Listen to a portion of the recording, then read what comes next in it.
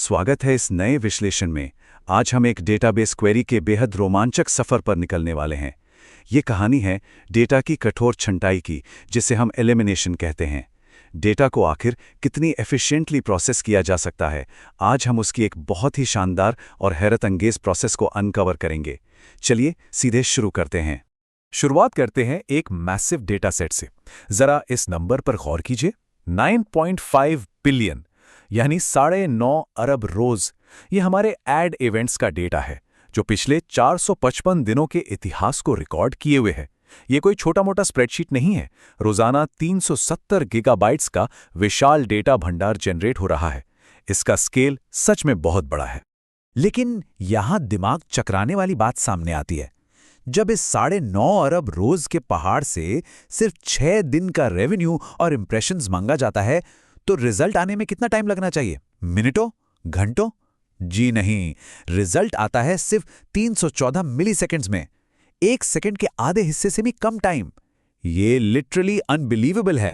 तो यहां एक बहुत ही ऑब्वियस सवाल उठता है कि आखिर ये फिजिकली पॉसिबल कैसे है? 9.5 बिलियन रोज को आधे सेकंड से भी कम समय में प्रोसेस करना, वो भी सर्वर को बिना चलाए या हैंग किए। इतने विशाल डेटा को इतनी तेजी से रीड करना किसी साइफाई मूवी के जादू से कम नहीं लगता। खैर, ये कोई जादू नहीं है, बल्कि एक मास्टरफुली इंजीनियर्ड पाइपलाइन का नतीजा है। ये पाइपलाइन एक फनल यानी छलनी की तरह काम करती है। डिस्क से एक सिंगल बाइट का डेटा रीड होने से पहले ही सिस्टम इन 5 लेयर्स के जरिए लगातार डेटा को एलिमिनेट करता रहता है। पार्ट्स एंड ऑप्टिमाइज से लेकर वेक्टराइज्ड एग्जीक्यूशन तक, ये हर स्टेप पर बिना काम के डेटा को रूथलेसली रिजेक्ट करता है।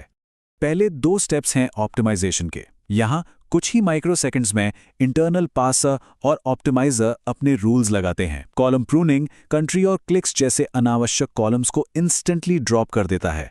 प्रेडिकेट पुश डाउन शुरू में ही फिल्टर्स लगा देता है। पार्टीशन एलिमिनेशन स्पेसिफिक महीने को आइसोलेट करता है और लिमिट पुश डाउन सिर्फ 10 रिजल्ट्स पर प्रोसेस को रोक देता है। ये बिल्कुल वैसा ही है जैसे लंबे सफर पर निकलने से पहले उन भारी और बेकार चीजों को पक्का करके घर पर ही छोड़ देना।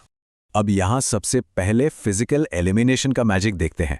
जैसे ही डेट फिल्टर अप्लाई होता है, पार्टीशन प्रूनिंग तुरंत एक्शन में आता है और 14 महीने के इररेलेवेंट डेटा को इंस्टेंटली छोड़ देता है। सोचिए जरा, 5 टेराबाइट से ज्यादा का डेटा पलक झपकते ही गायब, बिना उसका एक भी बाइट पढ़े। हम सीधा सिर्फ 1 महीने के डेटा पर आ जाते हैं। इस छलनी को थोड़ा और करीब से समझते हैं।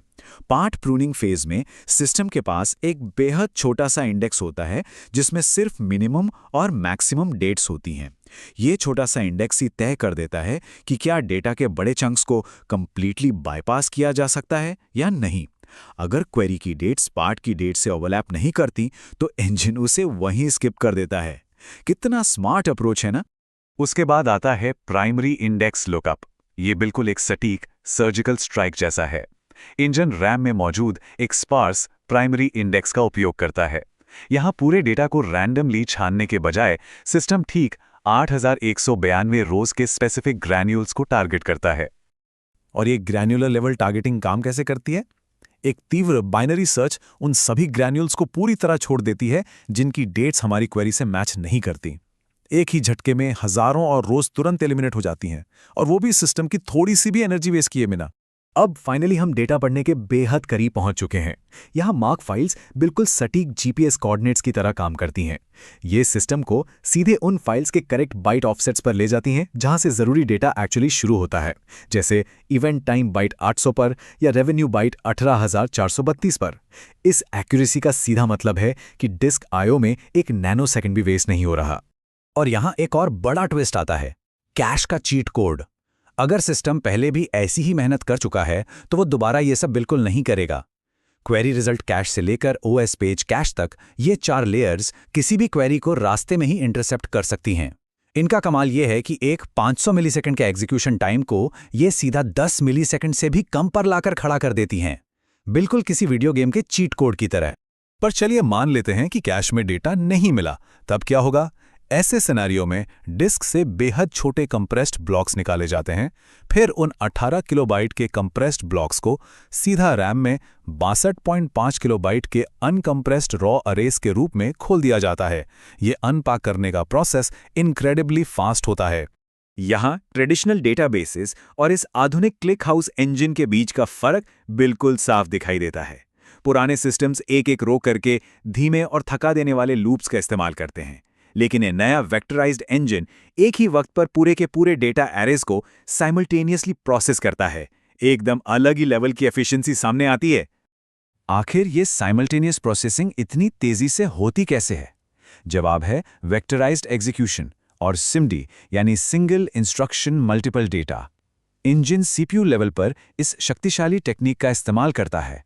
8000 अलग अलग लूप्स चलाने के बजाय सिर्फ 1000 सीपीयू ऑपरेशंस में ही हजारों वैल्यूज पर एक साथ कैलकुलेशन हो जाती है। ये vector processing literally hard work को एक अल्टीमेट स्मार्ट वर्क में बदल देती है। और ध्यान देने वाली बात यह है कि प्रोसेसिंग यही खत्म नहीं होती। बचा हुआ वर्कलोड सिस्टम के सभी अवेलेबल सीपीयू कोर्स पर बिल्कुल मैथमेटिकली बराबर बांट दिया जाता है। अगर सिस्टम में 300 कोर्स मौजूद हों तो काम उन सब में इंस्टेंटली डिस्ट्रीब्यूट हो जाएगा। ये एकदम लीनियर और लाजवाब स्पीड स्केलिंग देता है। हर एक कोर पूरी क्षमता से पैरेलल में काम करता है। अब इस स्टैटिस्टिक्स पर जरा गौर करते हैं, जो सच में दिमाग को घुमा देने वाला है। इस पूरी प्रक्रिया के बाद एक्चुअल में कितना डेटा प्रोसेस हुआ? सिर्फ और सिर्फ 3.5%। बाकी का 96.5% डेटा इन इंटेलिजेंट प्रूनिंग लेयर्स ने बिल्कुल छुआ तक नहीं, उसे कंप्लीटली इग्नोर कर दिया गया।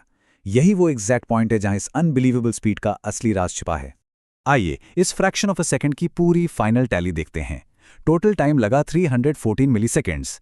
ध्यान दीजिए कि मेमोरी और ऑप्टिमाइजेशन वाले ऑपरेशंस यानी ऑप्टिमाइजेशन और प्रूनिंग में सिर्फ 1 से 3 मिलीसेकेंड्स का वक्त लगा। डिस्क से डेटा निकालने में लगभग 150 मिलीसेकेंड्स और एग्जीक्यूशन में सिर्फ 20 मिलीसेकेंड्स। पूरा टाइम और एनर्जी सिर्फ और सिर्फ उसी हिस्से पर लगाया गया जो जेन्युइनली मैटर करता था। तो इस पूरे एक्सप्लेनर की सबसे प्रोफाउंड और अहम बात यहां क्लियर होती है। राज तेज पढ़ने में नहीं था, राज लगभग कुछ ना पढ़ने में था। पीक परफॉर्मेंस इस बात से नहीं आती कि मशीनरी कितना ज्यादा काम कर सकती है, बल्कि इस बात से आती है कि उसे पता है कि क्या छोड़ना है। बेकार डेटा को रूथलेस तरीके से इग्नोर करना ही ऐसी सिस्टम्स की असली सुपर पावर है। इसके साथ हम आज की चर्चा के अंत पर आते हैं, पर एक बहुत ही दिलचस्प सवाल छोड़कर। अगर ऐसी बेजोड़ माइंड ब्लोइंग स्पीड इस बात पर निर्भर करती है कि हम किस हद तक काम को स्किप कर सकते हैं, तो मॉडर्न कंप्यूटिंग के और ऐसे कौन से बॉटलनेक्स हैं जिन्हें हम सिर्फ कम पढ़कर और इंटेलिजेंट प्रूनिंग के जरिए ठीक कर सकते हैं? ये डेटा इंजीनियरिंग की दुनिया में विचार करने के लिए एक बेहद शानदार कॉन्सेप्ट है। उम्मीद है डेटा का ये कठोर लेकिन चमत्कारी सफर काफी फैसिनेटिंग लगा होगा।